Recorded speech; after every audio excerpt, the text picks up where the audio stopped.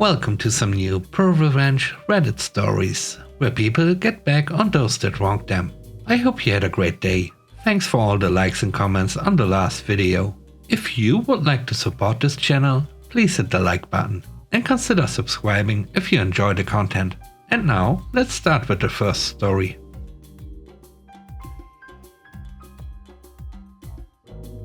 It's called Messed with the Wrong Person. I used to volunteer as a firefighter. This was in the early to mid 2000s. I decided to go to the local fire department as a volunteer firefighter. I did it for about 5 years, and it was great. Training consisted of 3 months of fire training, 2 nights a week, and all day Saturday. And then you would go to EMT training, another 3 months of training. After about a year, I was asked to help train some new recruits.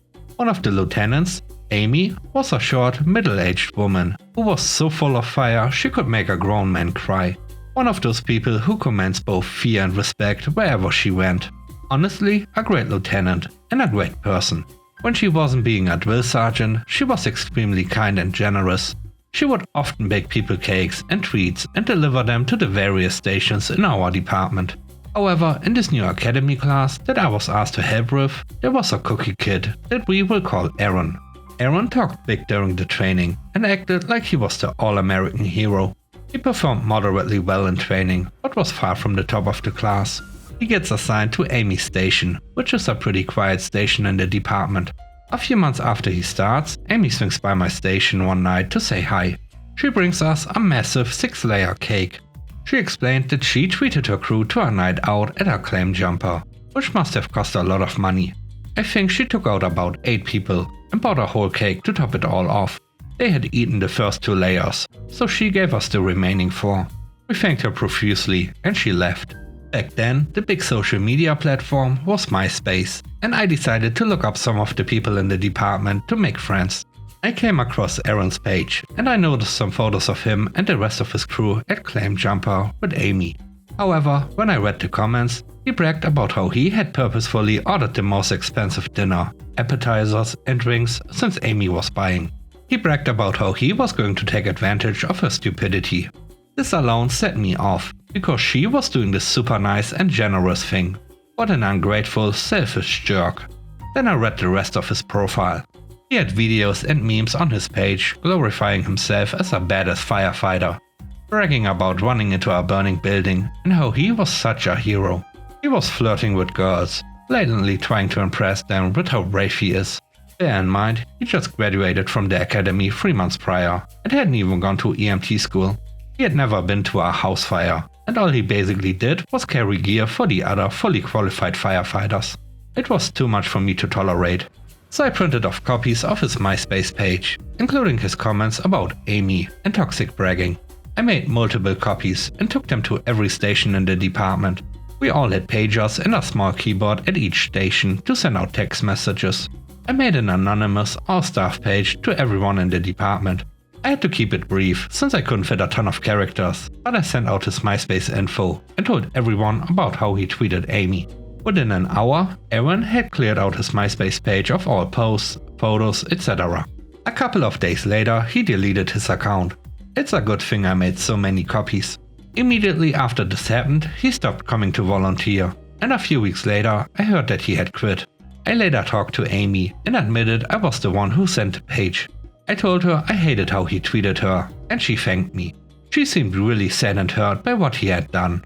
But being the tough short lady that she was, she quickly got back into being an actual badass firefighter.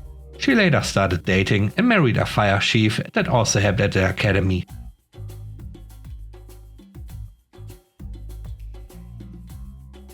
The next story is called Super Bowl Revenge. I'm a huge 49ers fan. The rabid all-day tailgate in the parking lot type. A few years ago, we made it back to the Super Bowl. I was working at a consulting firm with a handful of accounts I would interact with directly. One client in particular knew how big of a Niners fan I was. I was the day-to-day lead on his account. He really liked working with me and we became friends, often grabbing drinks or dinner after our meetings. He had access to a pair of extra company seats to the game, and as a thank you wanted to give them to me as a gift. He passed the tickets over to the partner on that account. who I will refer to as Jerkhead Partner, to be given to me as a surprise. The game came and went, we lost and it sucked.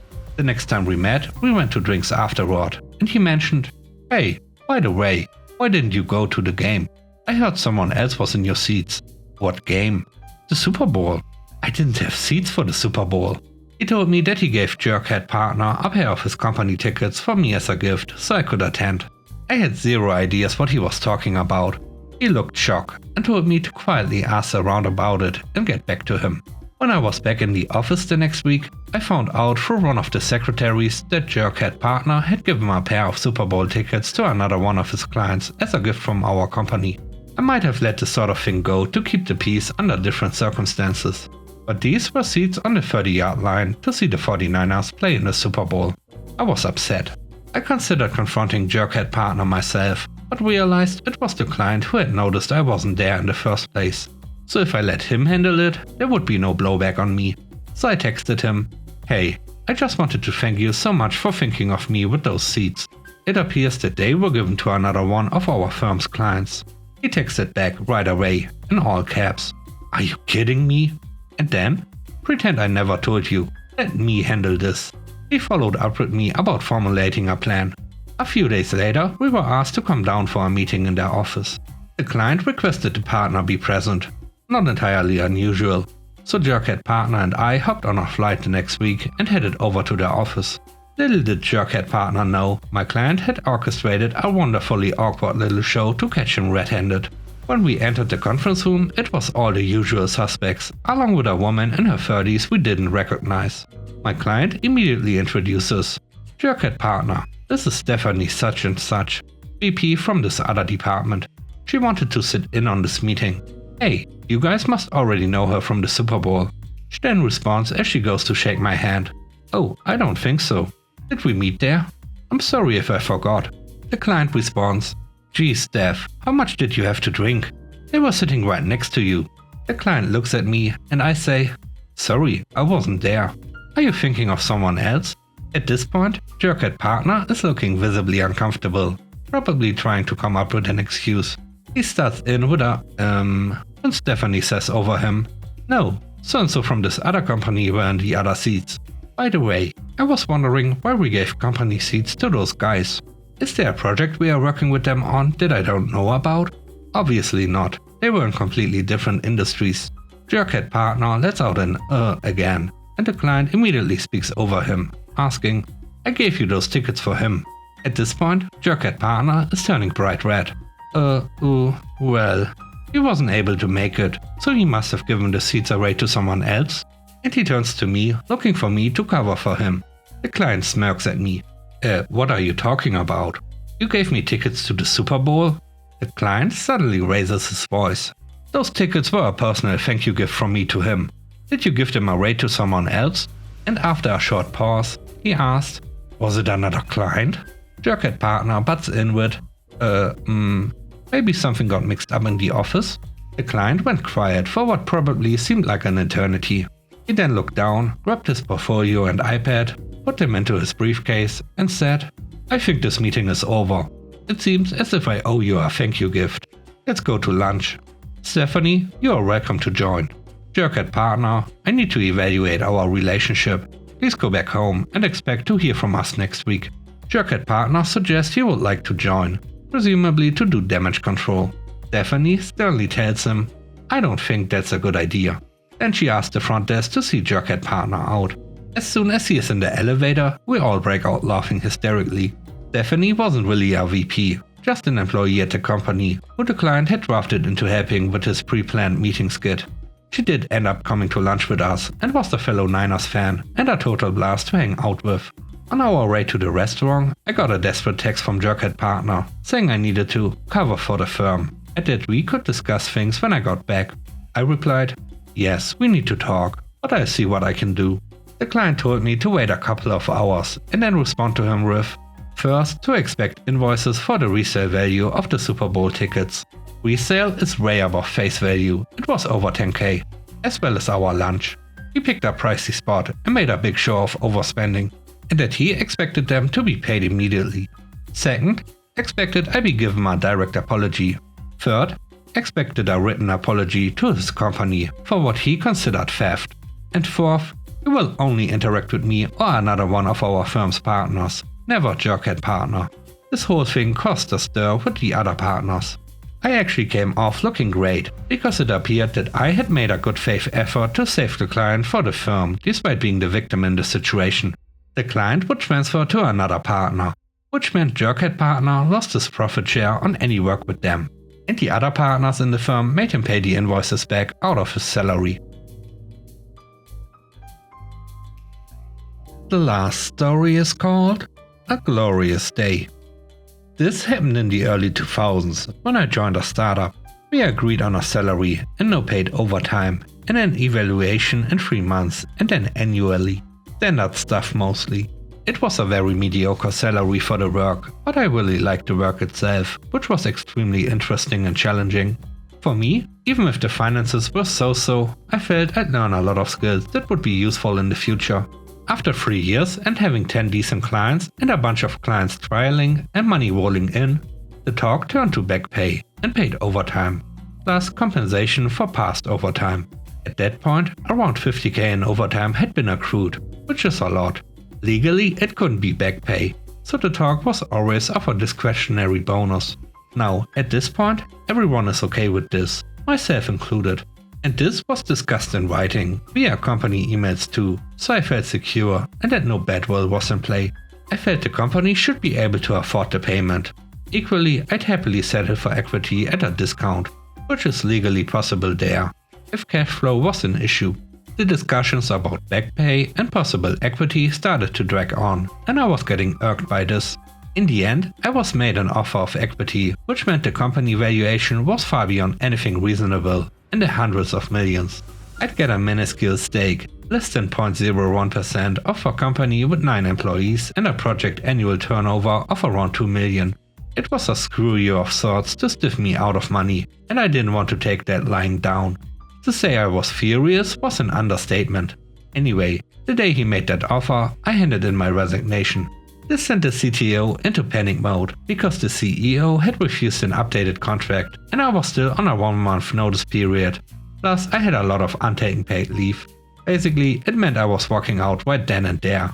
So, off I went that very same day, to the shock and surprise of everyone, I guess. The next day, I sent an official registered letter requesting my overtime/back pay and received a negative response. I followed up with another detailed demand.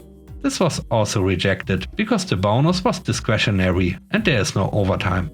However, I'd been seeking legal advice and I understood that they don't have a leg to stand on if I am willing to pay for an attorney. As the liability in such matters is firmly and 100% on the employer, I was willing. You need to understand that going to a lawyer was very rare in those parts back then, so company didn't generally expect this outcome. Things have since changed. When going through the applicable laws with the attorney, I noticed there's a limitation of 7 years. So, when my attorney was laying out what to do in order to get me my money in as little as a few weeks, I just asked him what if we wait until it's 6 years and 11 months after the transgression, and then file, demanding interest. We are looking at around 12% compound daily APR. The risk is that the company falls in that time, but I decided to take that risk. I sent one final letter stating that I expect all the owed and accrued amounts to date to be paid immediately. Of course, nothing happened. For the next few years, life rolled on. The company did grow and become a known player in the area. When the time came, I found an attorney and started the case. We had copies of all the communications, copies of the registered letters and responses. The back pay demanded now, including interest, was 112k. What I didn't know was that in addition to this, there are fixed penalties for each instruction to perform uncompensated overtime. The total demand was something like 135k. To say that the CEO, who was still CEO, lost it would be an understatement. I got a very angry phone call, which I dutifully recorded, as it wasn't completely unexpected, and was added to the filing. The CEO fought, or tried to, but when the judge heard the phone call, he took an immediate dim view. Reading through all the communication just put more nails in the defense's coffin. The judge just ruled and instructed the company to pay immediately and without delay, and also ordered the company to pay all my legal costs. They also got a full audit from the Department of Labor. The company paid up a week later. To add insult to injury, on the evening of the court's decision, the CEO apparently got very drunk and crashed his car into another vehicle while drunk. He got a DUI conviction and lost his driving license for half a year, and his insurance refused to pay out for the damages to his vehicle, brand new Mercedes S-Class, as he was drunk. All in all, a glorious day.